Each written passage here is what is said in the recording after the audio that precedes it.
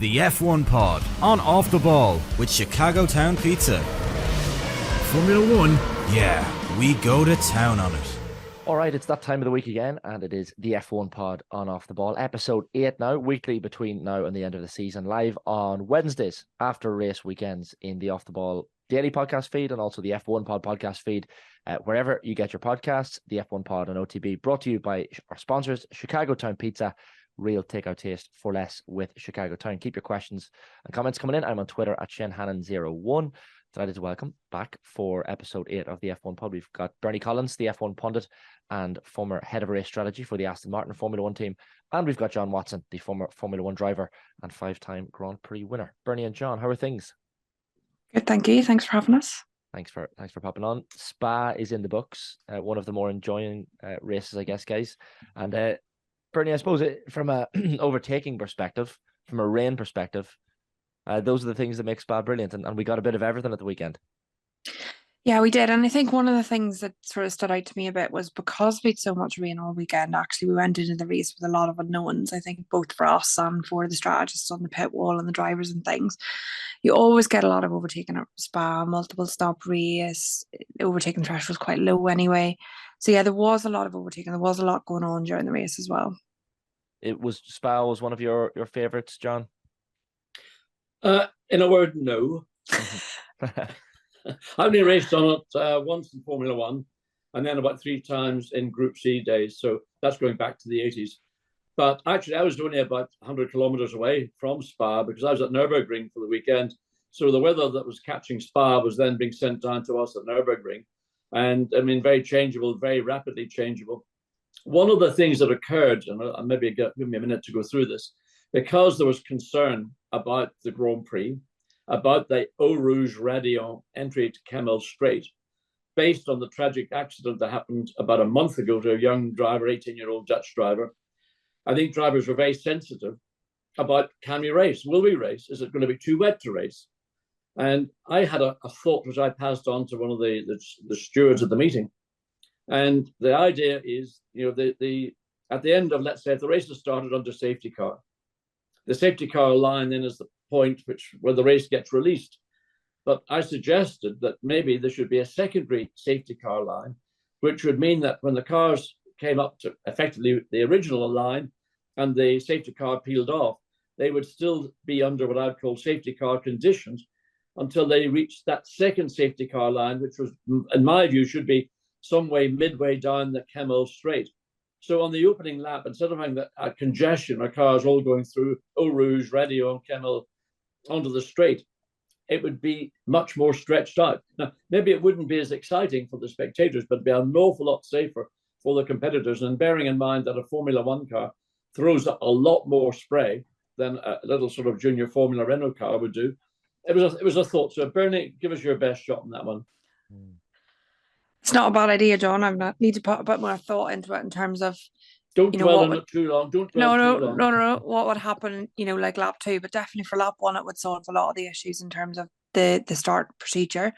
I think one of the problems that we have in F1 is the wet tyre appears to be unusable. The Pirelli wet tyre, it's interesting, I've not fully read the comments, but Pirelli came out this week and said they agreed with the driver's feedback on it was pretty detrimental for your own wet tyre compound. So a combination of that wet tyre, people are very keen to get on the intermediate, which is then not clearing the track as quickly, which, prolongs any problem that we have with the visibility. And, they've tried various things to try and correct that. But fundamentally, we need to get a wet tyre that works, that drivers are confident in, that drivers stay on for the amount of time required without very quickly trying to get onto an intermediate. So there's a few things that we can do to make it better. It's a complicated one, isn't it? Like the driver, John, you're talking about, Delano van de Hoff, young Dutch driver, killed in an accident after Ardennes, as you said, at Spa in the Formula Regional European Championships a few weeks ago. He was only 18. It was a multi-car collision, wet conditions as well. It was the final race of the weekend. Of course, it was red flagged and not restarted. But safety is obviously paramount, Bernie, for any Formula One race. We know that, and for these Formula 4 races as well. But does it go up a notch when it's in a place like Spa, place that has had a number of fatalities, and not just Formula One, but other races as well? It's really difficult. So if we think of Spa specifically, that young driver, as you said, got killed because they tried to restart the race and not finish under safety car conditions. And we've had Spas, not that long ago in F1, that I think the one that you were at, where we were criticising people for not starting the race. So we've had both criticisms there for not starting the race, for starting it too early. Spa is one where, unfortunately, in the recent years, we've lost 2 drivers. So it is stand out on the calendar, partially due because it's blind when you come up the top of a ridge over Ardennes. That is blind going onto the straight at very high speed, with not a lot of car control, because it's still a corner at the end of the day. And the weather conditions. So there's 2 outliers at Spa that make Spa and that corner particularly difficult. We think of F1 now as being a very safe category. We think that it's got a lot safer over the years, definitely from when John was racing or before that. But in my time in F1, we've had the Jules Bianchi incident, which was in Japan in the wet. We've had, I was at Spa a few years ago when Anton unfortunately lost his life, and now this one, which, I wasn't there. And for someone of my age in the last, 8 years to have had that many fatalities at a track, still pretty shocking statistic, really. And it's all related to the wet conditions. We need to try and we can't just rest on it's a lot safer than it was 20 years ago. Yeah, sure it is. Everything's a lot safer than it was 20 years ago. That's not a reason to stop. So let's look at suggestions like John. What other suggestions? Get a group of people around the table. What can we do better to make this safer? Because it does really, I wasn't obviously there in Spa recently, but the previous fatality at Spa, it shakes the paddock. And although that wasn't in F1, but it was a sports series for F1, the paddock is very shook, and everyone, it really calms the tyre atmosphere. It's in the forefront of everyone's mind then, and that's not good enough. We need to try and improve. The speeds, John, that Bernie mentions, going over Radion and the blind, I guess, corner, that those speeds, and going over the crest of a hill as well. And even when you're watching on Spa on television and you see the spray, even in the sprint race, it almost doesn't look maybe as bad as it would be for the driver. Like on television, you see the angle from above and you're thinking the spray is not too bad, but maybe explain to us what that's like as a driver driving in conditions like that. Well, first of all, Spa is in a part of Belgium, and it's slightly higher than the surrounding countryside in forested area, so it tends to attract bad weather. But let's not just think about the rain at Spa. I mean, I've been at Spa for goodness knows how many years for example, the SRO GT3 championships. And in the Spa 24, we have had a number of really, really major accidents at the top of Radium. And the problem is in part the weather, that compounded, but the problem is fundamentally that that part of the racetrack, as Bernie said, you climb up Radio, you're blind until you get to the top and you're carrying a lot of speed. Even in a GT car, they're virtually flat out through that. And the same in junior formulas. When Antoine Hubert sadly lost his life, that was clear, bright, sunny day. And it was an accident that sort of a chain reaction, and it got worse and worse and worse. And tragically, Hubert died. And it's a function of that part of the racetrack. So what do you do? Is it something you have to, Spa has made changes to that part of the circuit to try and make it less dangerous. But the problem for me always appears to be you're climbing up, you're totally blind until you get to the apex at Radio, at which point, if you're in a single-seater Formula 2 car, you're doing 150 miles an hour. Formula 1 car, you're doing 170 miles an hour. In a GT3 car, you're doing 125, 30 miles an hour, maybe even more. It's because it's a blind spot. And by the time you get there, if there has been a major accident, it's a big accident by virtue of the speed that cars are traveling. And that's what has to be addressed. The suggestion I made was a thought, principally for if it was a wet weekend. I didn't want to see a repeat of what occurred in 2021 when the event was cancelled. I mean, that was, to cancel a Grand Prix. I mean, it's a nightmare at every level, but it was done for safety. Now, the issue with the wet weather tyre, I don't know the detail of what drivers are complaining about. But again, referring back to what I do in GT3 with the SRO championships, we have got wet tyres and we've got slicks. We don't have intermediates. maybe then get rid of the intermediate and force drivers to race on whatever the Pirelli wet tire is. The intermediate was brought in to sort of act as a buffer between wet and dry, because if you're running on a Formula One car, you wear the wet weather tire down extremely quickly if the track began to dry, and it was probably still too damp to go onto slicks. So there's work to be done on assessing what is the right step. Do you need an intermediate, or are you going to bin the wet tire altogether and not race until wet conditions are sufficiently dry to enable the intermediate tire to be effective? Yeah. John, can I just to come in on that? You know, people are going to sit at home and think there are lots of corners where beyond the apex it's blind. If we think of a flat corner where Monaco, let's think of Monaco as an example, or there are probably other corners that don't quite come to mind where you do actually sort of the hairpin in Japan, things like that. You do quite high speed, and the beyond the apex is blind.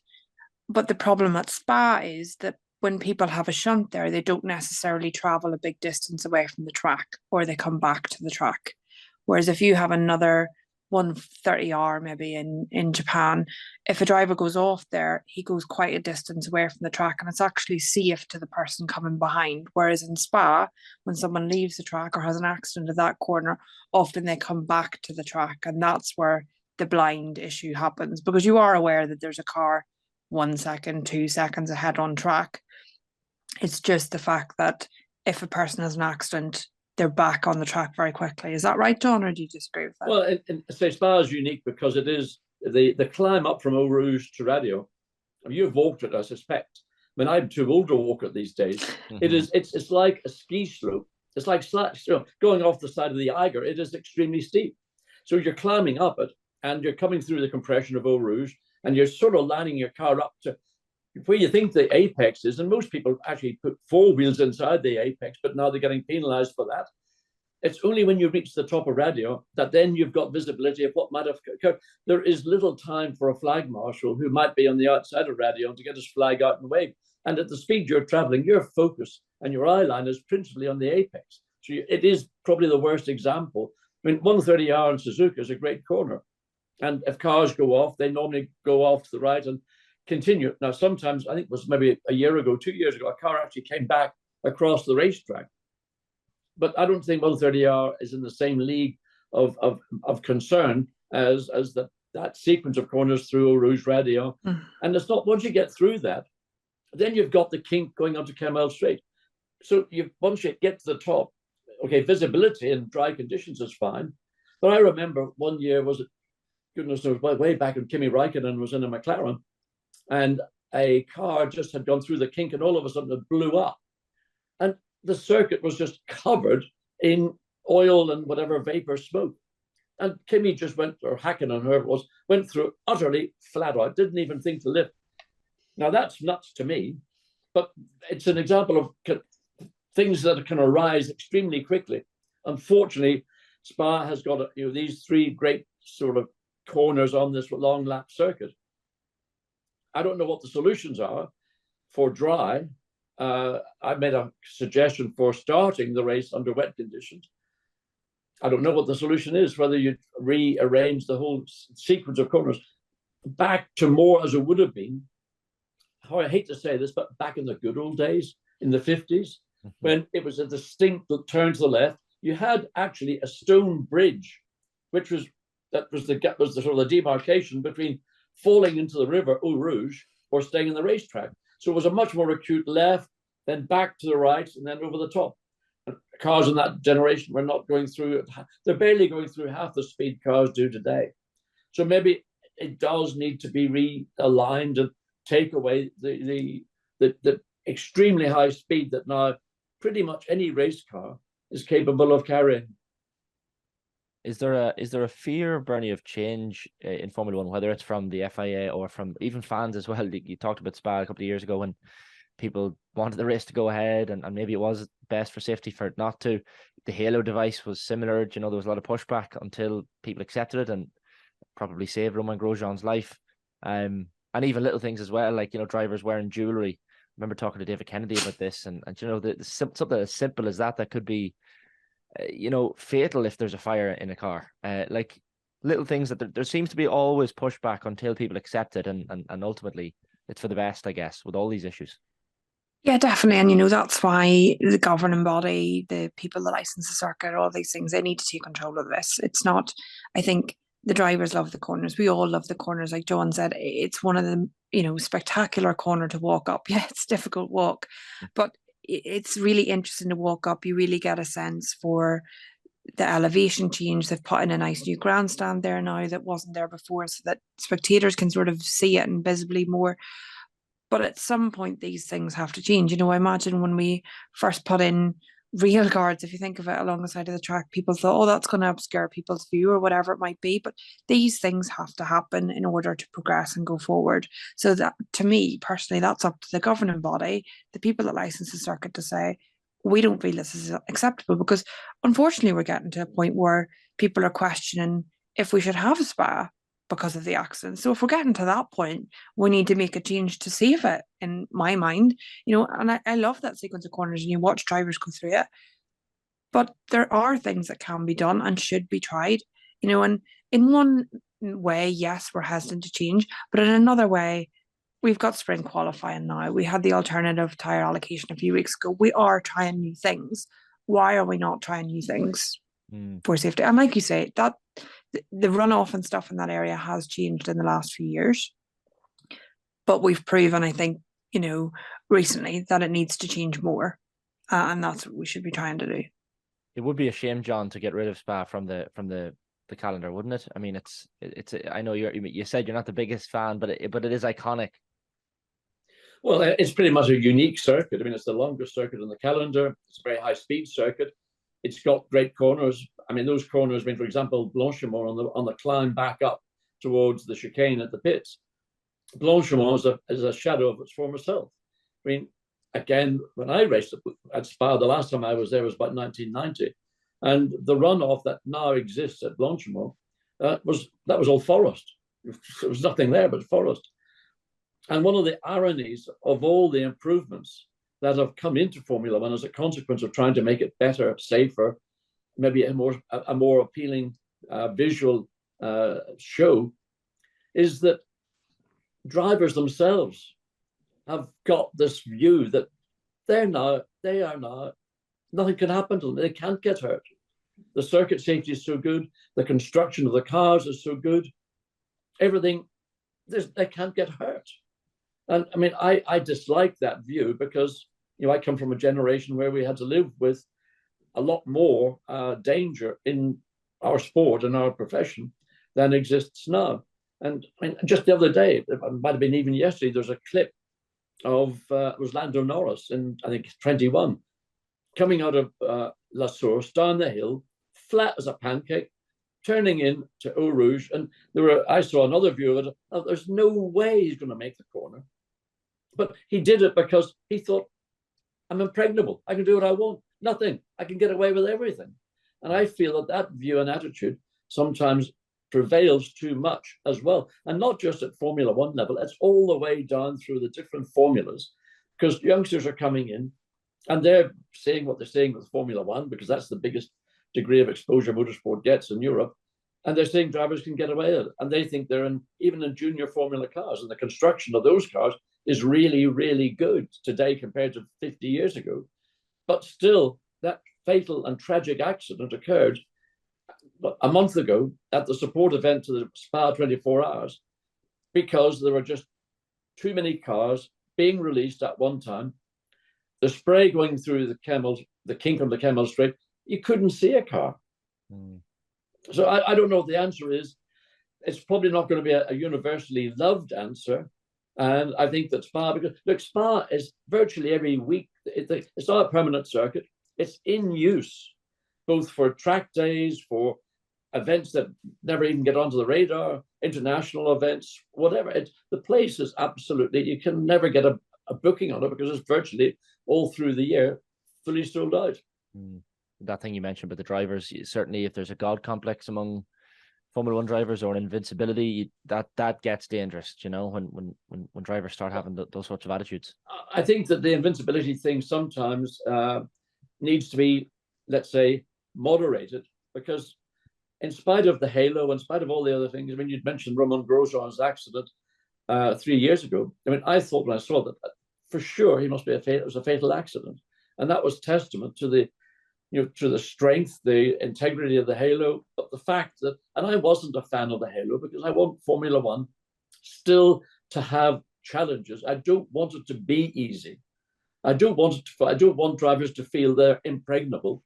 I want them to know that there is still a risk in what they're doing.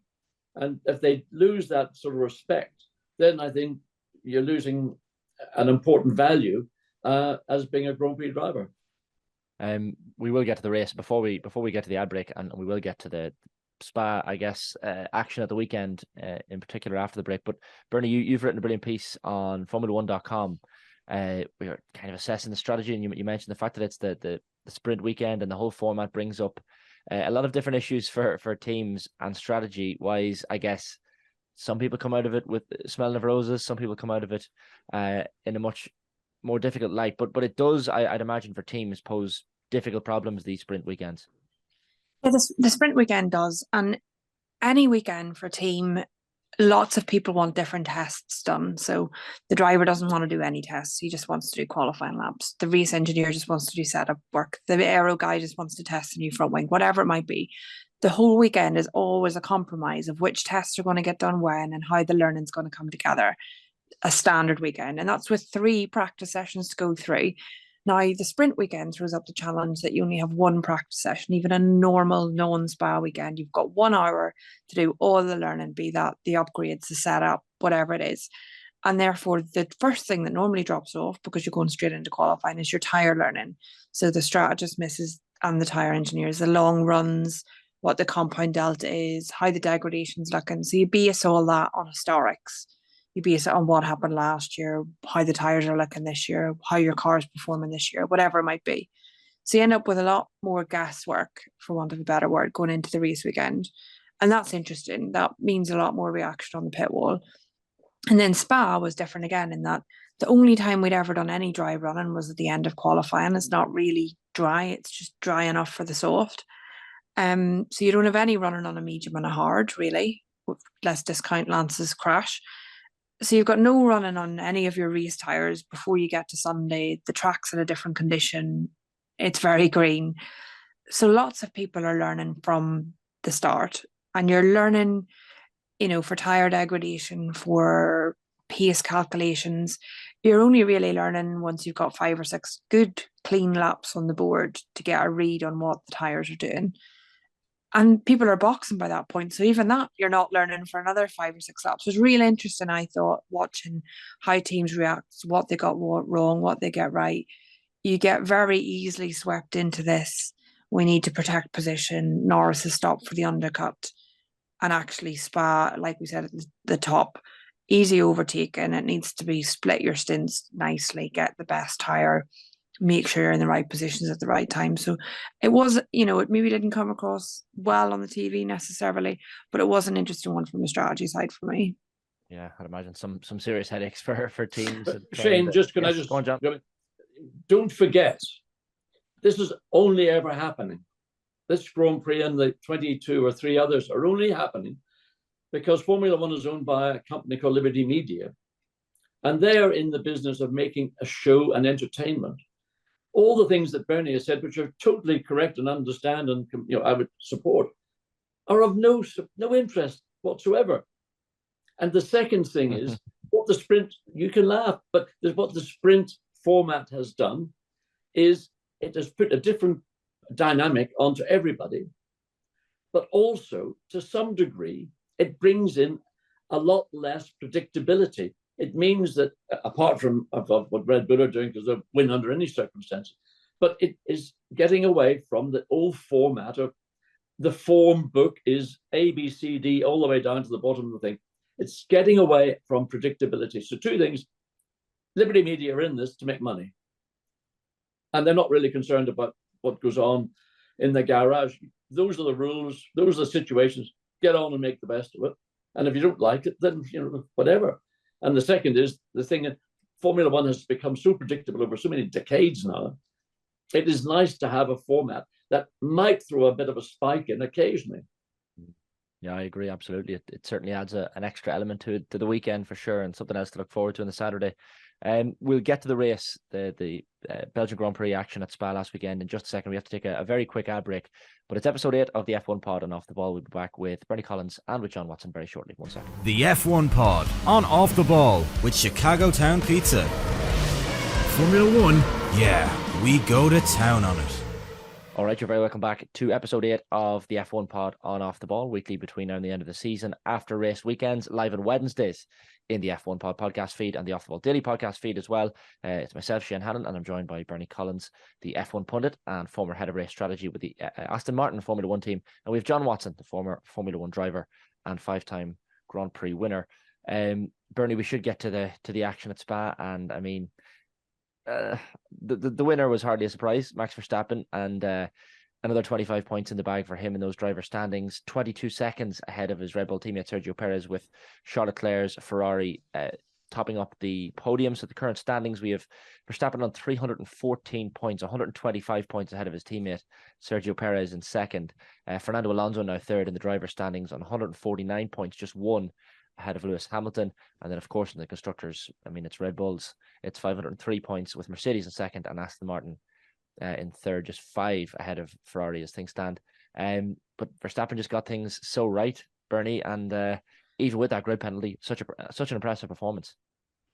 Yeah, a very impressive performance again. And I think, the speed of that car, or the speed of particularly Verstappen in that car, it's very hard to see where they're not going to be P1 over the year. I guess the only hope is taking a gearbox penalty at Spa pretty early in the year. We're only halfway really through the season to have taken that gearbox penalty. So more of those to come at some point through the year. Now they can probably do that strategically, I guess, as and when.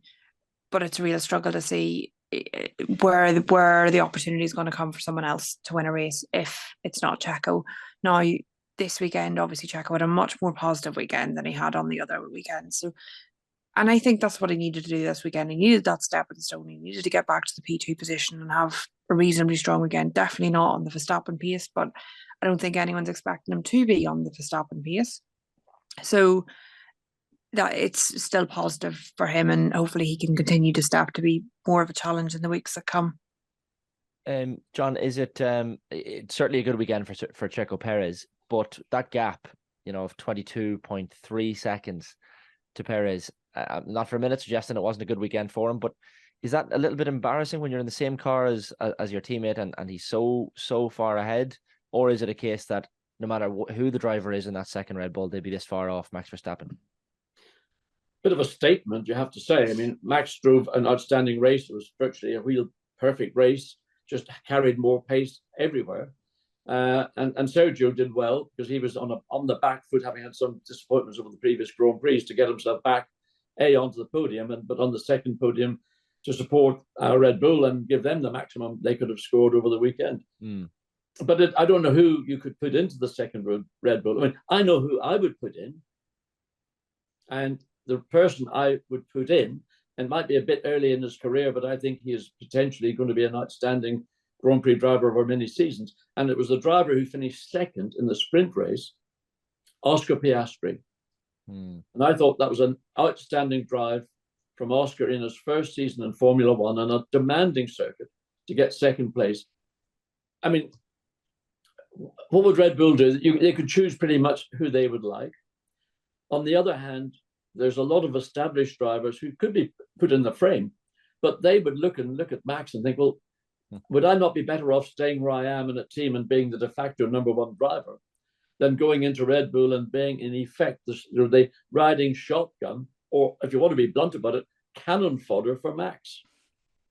Yeah, Piastri could be a shout. Like his performance in that sprint race, Bernie, was just impeccable, and it was a brilliant sprint race to watch. Yeah, I think it was, and good call from McLaren to box him as the safety car was coming in as well. But drove very well, held on his pace, had a good qualifying. The qualifying previously had set him up for that position to be in the sprint race, and he just didn't put a foot wrong, really. The McLaren was obviously strong in those conditions, but all weekend through both of the qualifying sessions, he looked like he was going to have a real chance of shock. and a shock result. And the only reason he didn't probably is because it ended up fully dry on soft tyres. But I think if it had been on the inter tyre, any of the qualifyings finished, there was a real risk of an upset there from Piastri, which to have that pressure on him. And I'm quite excited, like John suggests, I think it's a good one, but because I'm quite excited to see what he can do, because this is going to be, we've talked about Spa, we've talked about how much it's used as a track. This will be a track that he knows inside out from his junior career. And the other tracks have probably been much more a learning curve. So by next year, when he's had a year at each of the tracks under the belt and had a learning, what can he do next year is very exciting going forward, I think, for him to see what he can bring as he gets more experience and more learning at the tracks we have, because this should be a circuit that he knows really well. Yeah, for sure. The other thing that I noticed as well, and I'm not going to give out about it because it's quite enjoyable to watch, but the conversations, the spiky conversations on the radio sometimes, John, and there was a few between Max Verstappen and his engineer Jean-Pierre Lambiase.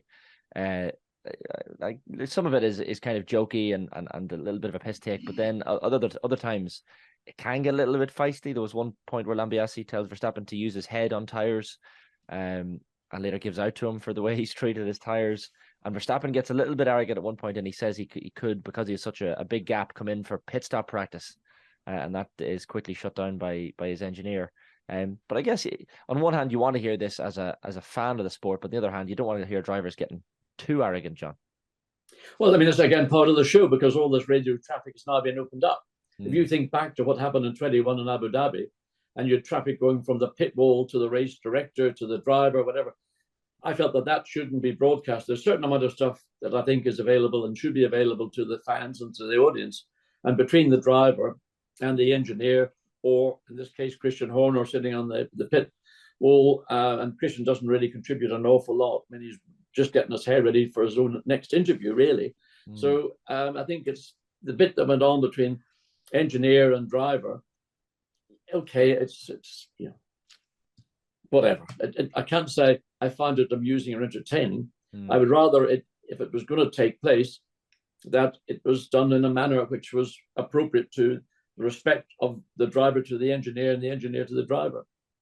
I've been, as I said there in the standings, Bernie, Hamilton just a point off Fernando Alonso now, and Alonso's third, Hamilton's fourth in the driver's standings. It feels like because Verstappen's running away with the title, that this could become maybe a little mini talking point or something for us to get excited about. A battle between two of the veterans, Alonso and Hamilton, and Hamilton getting the better of the action at the weekend. A good performance from him, albeit he would have loved a podium. Yeah, I think so. I think Hamilton's shown, and the Mercedes has shown strong improvement in pace over the last few weekends. So it's going to be really interesting. I think that battle for P2 in the constructors, or the Hamilton-Alonso battle, who else is going to be fit to join in there in the Drivers' Championship, that's where our interest's at this year. And that P2 battle, particularly if you think of teams and car pace, is really interesting because it's really difficult to call at the minute. McLaren have put themselves in there, but then not this week. Aston Martin starting to make some progress at maybe stepping back to where they were at the start of the year, but still not there. So that's really interesting, I think, for me, because it doesn't seem to be very circuit specific who can do well. It seems a bit more random than that. It's a bit more down to upgrades and things. We're not quite sure. So that's, I think, the more interesting talking point for the rest of the year, because I think the P1 position, barring something really out there, is lost. The Ferrari experience at the weekend, John, mixed for sure. Carlos Sainz, of course, has that clash at La Source with Piastri, which of course impacts Sainz. Some people saying he should have given the McLaren a little bit more room, but on the other hand, Charles Leclerc gets a podium. So it's one of those weekends for Ferrari. I suppose they'd take it, given they've had some disappointing results of late, but certainly a mixed weekend for Ferrari. Well, certainly Leclerc did what he was there to do. I mean, the only way you're going to beat Red Bull is actually to take them out of the equation, ban them for the rest of the season, and then you'll have a cracking championship battle to the end of the year. But they're there, and they are at the minute unchallengeable on any and every circuit that we're going to go to. The disappointment for Ferrari was coming into La Source, Sainz locked up a front wheel, which didn't help. There was a gap which Piastri rightly saw being available to him. But then as they got into the corner, you got that sort of bottleneck effect where the cars to the left of Sainz were coming down on him, and he had to move into what at that point would look free-ish space. But what he hadn't calculated was that Piastri was committed, and so they met at the most critical part. Piastri did all he could to avoid the collision and ended up breaking his right front suspension, and his left wheel then tore a lump out of the bodywork in the Ferrari. It's typical of what happens in La Source. I watched Piastri and I thought he was very conservative up to the point where he saw the gap. He wasn't off the line like a hare. He seemingly was just, but I would say, being very conservative. But the gap was there, but it then became very rapidly this closing gap. And closing gaps, as you know, at La Source usually end up in tears. Bernie, George Russell's performance, like, he finishes sixth, which he'll absolutely take. But, you know, especially considering he loses those 3 places towards the start of the race. But certainly this season, a lot of times he's been scored by Lewis Hamilton, his Mercedes teammate, which might annoy him a little bit across the next number of weeks. Like, Russell feels like the driver who, although he's paired with one of the greatest drivers of all time, feels like he wants to be, his ego wants him to be the number 1 driver, but it's just not happening at the moment. And I think there was signs maybe towards the end of last year or the beginning of this year where they were very evenly matched, or they seemed very close in terms of what was happening, their qualifying, their finishing positions, whatever. And it sort of feels like, I don't think George's position has changed, but it feels like Hamilton's got the bit between his teeth a bit. The car's improved a bit. He's pushing on a little bit further now. So it's interesting that we've seen, even just in his demeanour and how he appears on TV, whatever it might be, it seems like Hamilton has sort of almost finished moping about that the car's not quick enough and just cracking on with the job now. And that's starting to open the gap. So it's going to be very interesting how George responds to that within that team. And it is going to be interesting to see. I imagine there's this, and maybe John was better than it, but within that team, within the drivers, you can either be upset that the guy's doing better than you, or you can start looking through his data and figure out what you need to do better. And that decision point is there now for George. Can he just crack on and get the work done, put the work in? You know, he's the younger driver and he's definitely got capacity to learn, and he should be looking every day at what Lewis is doing and saying, well, can I match that? And if not, why not? So it's going to be interesting. I think the next few events are going to be a bit crucial for George in that way. That's a fair point, John, isn't it? The Bernie makes that there's a level of maturity to looking at your teammate and maybe just picking up little tidbits of information from him. Well, I think what people overlook is that Lewis has got such an amount of reserve ability, capacity, and maybe at different points early in the season when they're seemingly more closely matched. But when Lewis starts to focus and starts to do the job that he knows he's capable of, it's a pretty tough challenge. I mean, you're talking about Max and Red Bull. Well, Lewis and Mercedes is the same kind of difficult teammate to get on top of. Now, George won the Brazil Grand Prix last year, did it brilliantly. Seemed that sort of, he's reached a point where he's reached a sort of a roadblock. And to get around that roadblock, he has to find ways to improve his own performance and his performance vis-a-vis that of Lewis. And sometimes it's not just quite the simple thing. This lateral thinking sometimes is a helpful way of looking at problems, rather than saying, well, this is what Lewis is doing, I'm going to do this or I'm going to do that. There may be other alternative ways of finding, how can I improve my performance with my engineering team, with my equipment? Because he's proven last year he can win a race. He won that Brazil Grand Prix and he made it look supreme. One team, Bernie, that we don't talk about too often, but that are certainly struggling is Alpine. And I saw Alain Prost talking during the week saying he was saddened and distressed by what's going on at the team, and certainly at the moment, management ructions as well, not helping. You saw team principal Otmar Zafnauer becoming the latest to see the exit door. Long-time engineers gone as well. Pat Fry being one of them, heading off to Williams. Alan Permain as well.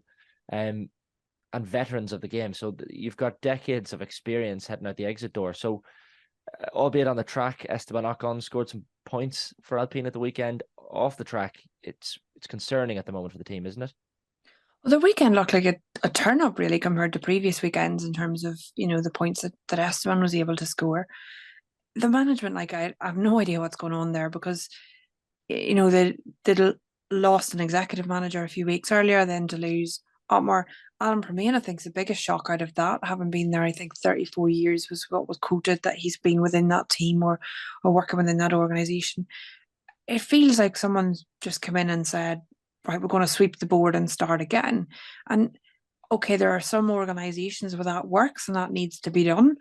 But mid-season in an F1 team with someone like Permane's experience, he's, very active over a race weekend, very active on the pit wall. I've not worked with him personally, but that's the impression you get from the outside. Someone, like Otmar, I've obviously worked with extensively in the past through Force India in the Racing Point days. Very crucial, I'd say, as like a CAO and management stuff. Probably not in the nitty gritty of a weekend working of an F1 team, probably more a long-term thing. So actually to lose someone in that position week in, week out, maybe doesn't necessarily affect the results, but someone in the sort of Alan or Pat Fry position, very strongly integrated to what is happening on the ground over race weekend, really interesting. So I don't quite understand why it's happened like that, or why the sweep midway through the season.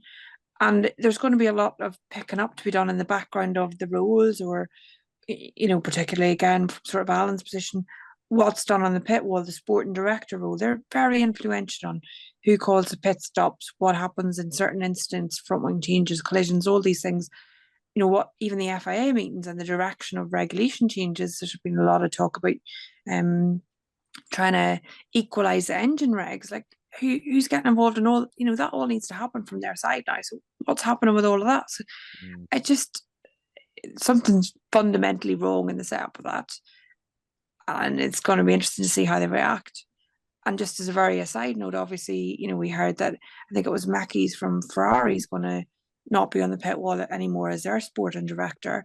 And I actually think that has maybe a bigger influence than sort of, the Fred Vasseur very high management stuff on the immediate race weekends. It's going to be interesting to see how those first race back after shutdown, how that team works in terms of the reaction to any incident that happens.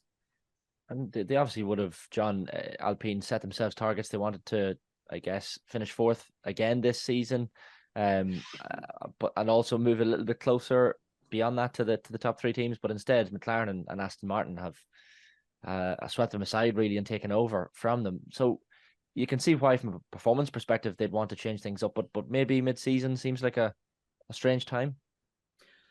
Seemed like the night of the long knives. I mean, frankly, the management of the company, not the Otmars or Alan Permane's or Pat Fry's, but above them, maybe they had what could be loosely described as utterly and totally unrealistic expectations. And the only way that they can see to, in their view, to get back onto that track that they believe they should be on is to kick out the people who know what it needs to be done. What are we going to do to make this car better? What are we going to do to make the team better? How are we going to improve our, every element of what is involved in a Grand Prix? And if I was a member of the Alpine, I shouldn't call it Renault, Alpine team, I would be looking nervously at my terms and conditions of contract, because if that's what they do to the senior management of the team, then there is nobody in the team whose position is called stable. And certainly for the likes of Esteban Ocon and Pierre Gasly, they must be thinking, if they fire people who have got contracts, we have got contracts, but they're prepared to just, would they fire either of us? I find it an unedifying moment for a team that used to be, when it was Renault, a great team. Very unedifying. Yeah, the timing just seemed a little bit off. For sure, guys. Before we finish up, I just want to touch on I don't know if we discussed it before, but the tire blanket situation, Bernie. The FIA has postponed a ban on tire warming blankets. This was due to be introduced from next season. Drivers had kind of expressed concerns that this was a safety risk, removing these tire blankets. And I think the decision from the FIA is made, as they say, on sustainability grounds, as opposed to anything else. And I know there was a raft of different decisions made at recent F1 meetings as well. So is this one that will be generally discussed in the paddock, or is it more of a minor issue? I think it's a big talking point. I think that, if we look at the other side. So we've got rid of the tyre blankets on the wet, but the wet was only heated to 40 degrees. So that's actually quite a small change. And in those sort of conditions, the tyre quickly cools down anyway. If we think of a soft tyre, that's heated to 70 degrees. So that's actually substantial when you think of totally removing that. And it's going to have a real influence on lots of things that people need to really sit down carefully and think through. So, for example, in qualifying, you're going to go out, you might have to have a quicker out lap, and it might not be lap 1 anymore. It might be lap 2 or lap 3. So we're going to end up with more laps happening in qualifying. Things like our safety car, when we go round and we're sat on the grid on the formation lap, actually the tyres are still in their blankets on that grid in their formation lap. So again, even lap 1 of the race is going to become more dangerous because you've got a whole load of tyres there that aren't up to temperature. And I think we've not done enough testing, or the feedback from the testing that I've seen so far with the no blankets is it's not there yet. We're not at a point where we can say, we've talked so much about safety in this episode that you can say 20 drivers going off the grid on cold tyres on Sunday into turn 1 is the right thing to do. And that is fundamentally going to be the point. And we are there. There's lots and lots of ways, I'm sure it's discussed in many, many things, that we can see of energy, fuel, resource, whatever it might be. Last week we had the different tyre allocation, which saves 2 sets a weekend. That's probably more than the blankets are for all the other sets. So there's lots of things that we can do that I think are probably more powerful than the blankets. And I'm not sure where all the focus has come on it, but the impression I get from those that I speak to in the pit lane is it's viewed as very negative to try and get rid of the blankets. It's viewed as something that people don't think is going to work in the way that the FIA do. So I'm not surprised that we've had this delay of a year. And let's see where we get at the end of that.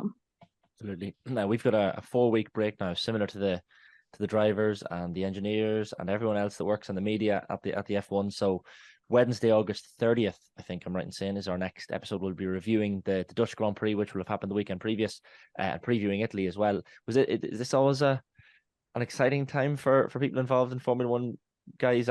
Bernie, I'm sure it's nice to have the break, even from a mental health perspective. All the traveling around the world for everyone involved is a relief. Oh yeah, I think I wasn't in Spa this weekend, but it always does feel like a bit like last day at school before summer. People are talking about their summer holidays and what they're doing. Interestingly, this week at Spa, so this Tuesday, Wednesday, a lot of the teams are staying for a tyre test, or probably tyre test this afternoon. So some of them will have got to what they feel like is the end and then had to keep going for a few more days. It does in the F1 circuit. It's relentless now, the work that you put in, what you're doing. I always felt it was really good because it's a blanket FIA ban, so it's laptops off, phones on, nobody's contacting you about anything. The emails aren't building up. There's no, should I just check this or that? So it is needed. And as much as some of the teams or some people are resilient because it forces you to have your holidays and school holidays, it's definitely needed, and they need to keep it because teams mentally need it for the break. I'm going to try and take a break as well, and then I am going to be back in Zandvoort for Sky. And Zandvoort will be a good fun one to come back to. So I think it is really positive for the teams because the second half of the year looks pretty brutal. We're going to smash a lot of races in very quickly.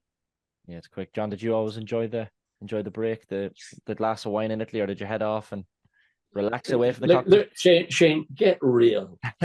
First of all, tyre warmers.